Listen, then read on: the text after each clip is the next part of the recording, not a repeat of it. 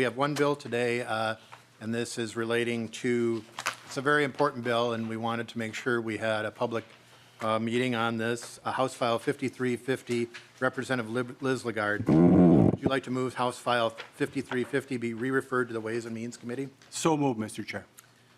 Representative Liz Lagarde moves House File 5350 be re-referred to the Ways and Means Committee. I will move to get the bill in the shape the committee would like, the DE1 amendment, and I want to incorporate a couple of changes on the DE1 amendment to reflect my intent.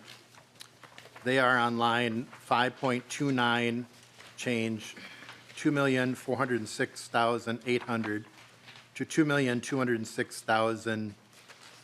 2,406,000, which was a typo. On line 3.2, change 36 to 24, which reflects my intent. I will move the DE1 with the changes incorporated. Is there any discussion? All those in favor say aye. Aye. Opposed, nay. Ayes have it. The DE1 amendment is adopted. Representative Liz Lagarde, to the bill as amended. Well, thank you, Mr. Chair and committee members, and thank you for having this hearing. Minnesota has an untapped and unexplored potential for both hydrogen and helium, but Minnesota lacks the regulatory framework that would support these industries due to no history of gas or oil production in the state of Minnesota. This bill is to properly protect the natural resources and develop a fair royalty structure on state-managed lands. So thank you so much for hearing this bill with me. I have the DNR and other stakeholders that have been extremely involved in this. I will say that this bill was brought to me, and Representative Scrava, who has also been involved, it is in his district, and it's extremely important bill that we definitely need to have the framework put in place. So to the testifiers. Joe Henderson, Minnesota Department of Natural Resources, welcome, and state your name for the record. Good afternoon, Chair, committee members. My name is Joe Henderson. I am the Director for the Lands and Minerals Division, Minnesota DNR. Thanks for the opportunity to testify today on this helium hydrogen bill. And again, thank you to Representative Liz Lagarde and many others for their continued work on this bill. So I'll start with, why is this important today? Why is this important now? You will hear from others too that currently in Lake County, there's a 40-acre parcel of private land where helium was recently discovered. The parcel is surrounded on 3 sides by tax-forfeited lands. Without legislation allowing leasing and requiring pooling agreements, the county, local townships, and schools will not receive revenue from royalty and rental payments tied to leasing for non-petroleum gas production on state lands, or benefit from agreements that protect adjacent landowners from having gas drawn from under their properties with no compensation. The company that drilled the helium appraisal well in northeast Minnesota envisions a potential for production levels of 11,000 gallons of liquid helium a day, which is currently worth approximately $1 million a day. Hydrogen. Hydrogen exploration companies have identified drilling targets for geologic hydrogen in Nebraska and Kansas along the geologic formation known as the Mid-Continent Rift. This formation extends northwards into Minnesota from the Iowa border up to Lake Superior. The United States Geological Survey considers the Mid-Continent Rift to be one of the top 2 productive regions for geologic hydrogen production in the United States. Exploration is coming our way for this green fuel, and it's important that we're prepared. So what does this exact bill do? The bill proposes to amend DNR's existing oil and gas authority to include non-petroleum gases and directs the state agencies to evaluate the need for new rules that would support a regulatory framework for the exploration and production of gas and oil resources in the state. Upon enactment, the bill would immediately allow the DNR to lease state-managed lands to prospect for non-petroleum gas resources. This would allow both royalty distribution and rental payments to state and local governments. A technical advisory committee would be created to develop recommendations that would guide the creation of an interim permitting framework during the rulemaking process. This multi-agency committee, led by the DNR, would be charged with submitting a report and recommendations to the state legislature by January of 2025.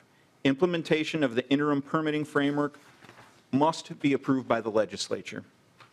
Through this bill, the DNR would be given permitting authority over non-petroleum gas production in the state, and it would prohibit commercial extraction of oil and gas on all lands in Minnesota until an interim permit was in place or rules were followed through and a permitting program was in place. The legislation includes appropriation requests from the Minerals Management Account to support leasing and other regulations for non-petroleum gas. Again, thank you, Chair, Representative Lislegard, and others for your work on this bill. Thank you. Aaron Vandelinde, Minnesota Office of School Trust.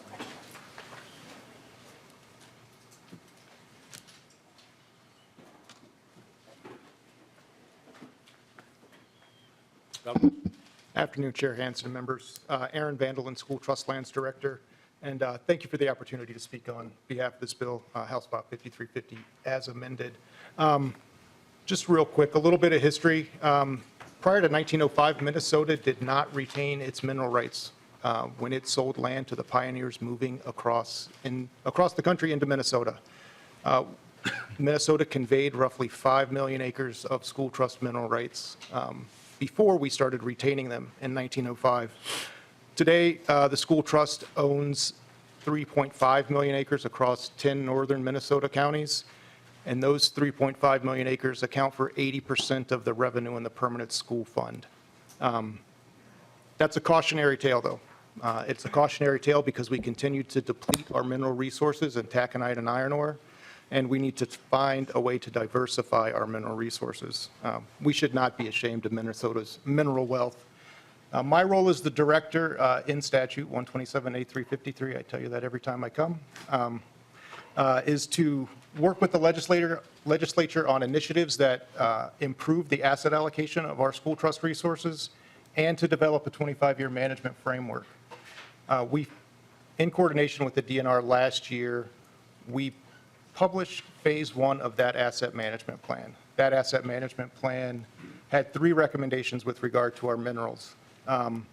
2 of them are applicable now after the DE1 amendment, so I will mention those 2 and mention the third one later. The first recommendation was to diversify our mineral assets and where our mineral revenue streams come from. The second is capital investments, and I would submit to the committee that utilizing the Minerals Management Fund in this way is a way to advance our mineral understandings and to generate revenue in the future.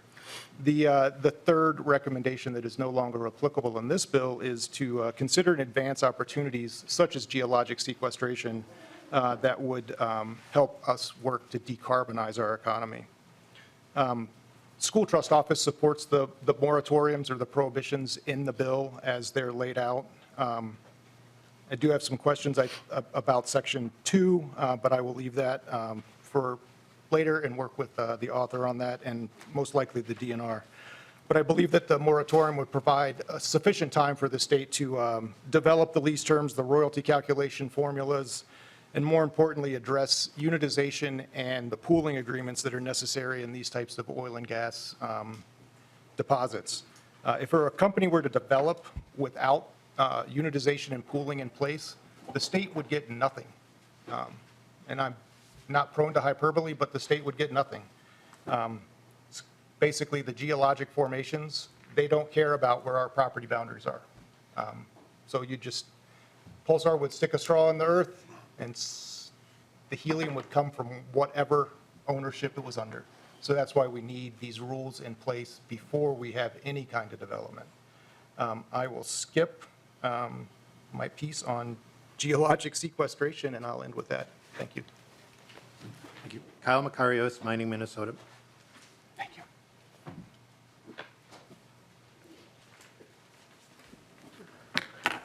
Welcome. State your name for the record. Good afternoon, Mr. Chairman, committee members. My name is Kyle Makarios, and I'm here today on behalf of Mining Minnesota.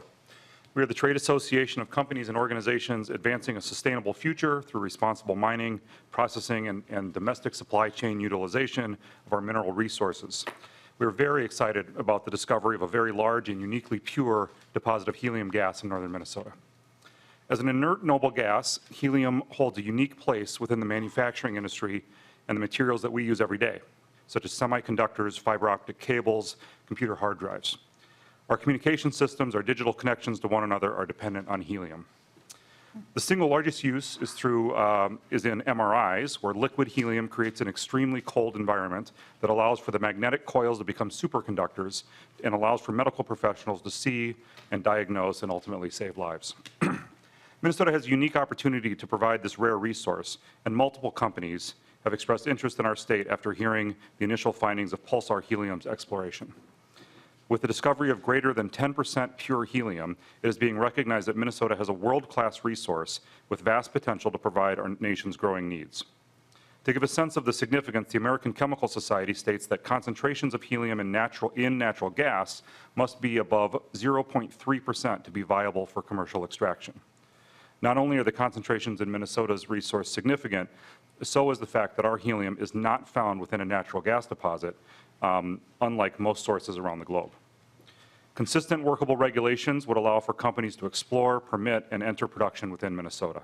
The state stands to gain not only from the production of helium and associated royalties, but also the jobs associated with the exploration, processing, and ancillary businesses. We want to thank Representative Liz Lagarde for carrying this important bill that will allow for the development of regulations necessary to produce this critical resource for healthcare, communications, aerospace engineering, and many other uses. Thank you, Mr. Chairman. Aaron Clems, Minnesota Center for Environmental Advocacy.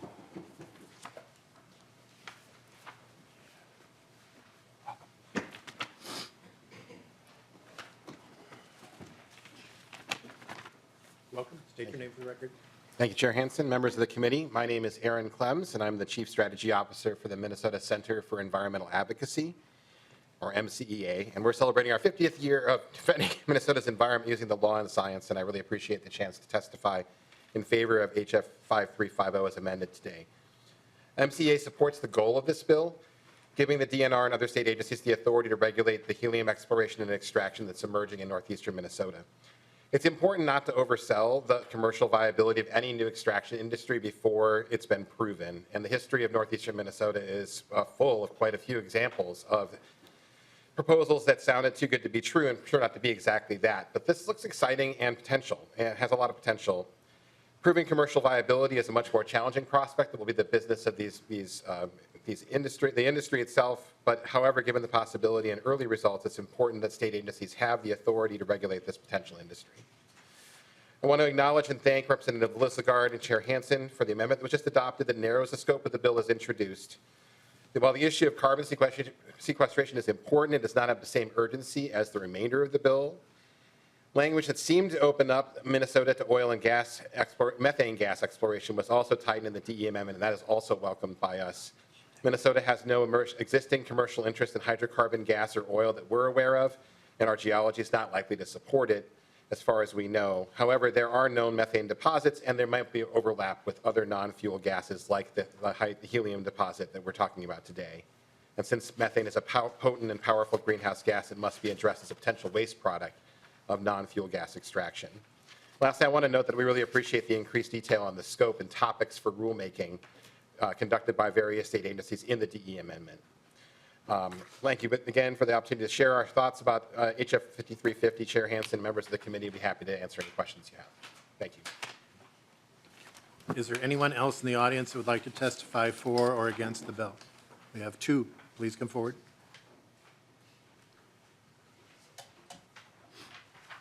State your name for the record. Welcome.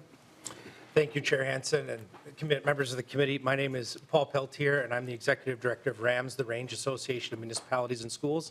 I want to extend our grateful thanks to the committee as well as Chair Liz Lagarde for authoring this bill and bringing it to the fore here. You've heard of the financial benefit of the possible exploration of helium. The beneficiation will directly impact our communities and provide a financial source of income for them as they seek to diversify this mineral estate, which is very important to us.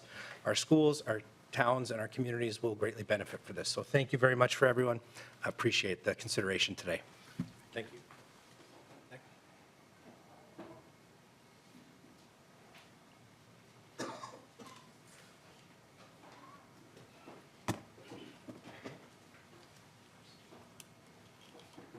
afternoon, Mr. Welcome. Chair. State your name for the record. Yeah, Mr. Chair, committee members, my name is Rich Svay. I am the Chair of Lake County Board of Commissioners. Thank you for the opportunity to address this committee related to House File 5350 as amended. Also, thank you to Representative Lislegard for authoring this bill and to Representative Scraba for his engagement and involvement. I prepared comments for you. First, as I'm sure this committee knows, Lake County is a forested county, rich with public lands and waters. We realize and understand the importance of protecting the environment, as well as the need to make sound decisions surrounding safe gas extraction. This is paramount importance to Lake County. We also never imagined we'd be the face of a helium discovery. Lake County has been engaged on the issue of gas extraction with the Minnesota DNR and with the company Pulsar for over a year. Lake County is excited about the prospect of this helium resource, as well as the beneficial uses that could help our region and state, which has been stated earlier in this hearing. Early in the process, Lake County had assumed we would be the only government entity to permit helium extraction.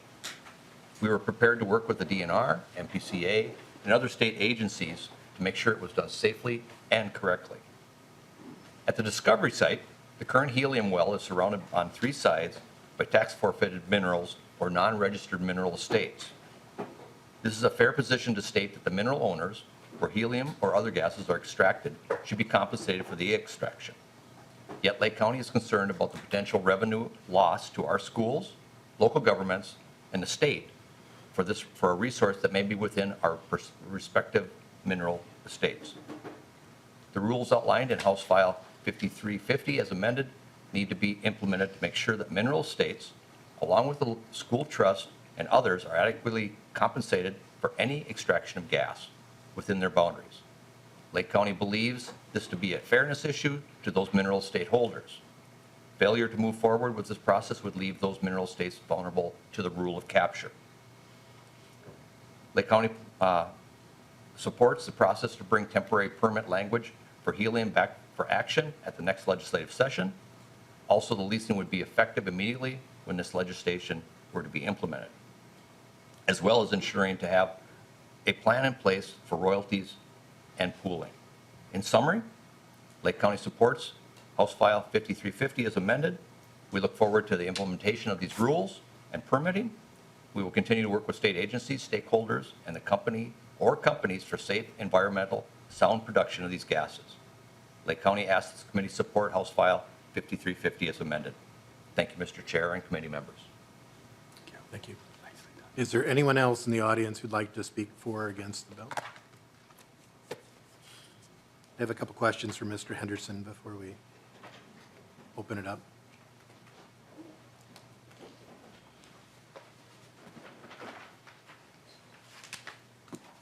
So, Mr. Henderson, just clarifying, without the bill right now, somebody could be extracting helium out of a formation. They could be on on a piece of property and extract out of the adjoining property, or directionally drill over and pull helium out of that right now. Is that correct? It is correct. We do not have laws prohibiting the extraction on private lands. So private lands could pull potential gases from under public lands, and there's no law prohibiting it. And could they pull out of tribal lands? That is correct as well. Representative Purcell. Thank you, Mr. Chair. I have 2 questions. So one relates directly to that second ask. Looking at section 6 on page 4 of the DE, I don't see tribal governments included on the commission. So I'm wondering if that is a conversation that has been had, that the state has had with tribal governments, and then I can come back and ask my second question. Mr. Henderson. Yes, thank you, Chair. Thank you, Representative. We have had a brief conversation about 2 weeks ago with, we have state tribal meetings, and so we had all of the Minnesota bands present. We had a conversation about this bill as it was amended in the Senate, the delete all in the Senate version was brought to that group. We did talk, and you'll see in 5.12, 5.13, that we had agreed that we would take testimony from the stakeholders and the tribes prior to coming back to the, on the legislative, as well as you would understand that full rulemaking that's going to happen parallel to the legislative act would also include tribal input. So we have talked to them, we have called out that we would meet with them, and they are involved in the process. Representative Purcell. Thank you. And my second question is about federal land. So we heard from county, we've talked about, the sovereign nations inside our boundaries, but there's federal land in the area too. And so I'm wondering about how you anticipate this interacting with both federal land and federal law. Mr. Henderson. So you hit me in an area that I don't know a lot about, but you do see that in Section 6, we also have included federal agencies in our group to better understand how we would roll out a system for regulatory oversight in the state of Minnesota. So again, I think what's important is that we would seek a prohibition on any commercial extraction until we had all of these groups together to understand specifically how it would fit and how we would all manage a set of rules to allow extraction that would, of course, benefit all of us. Representative Purcell.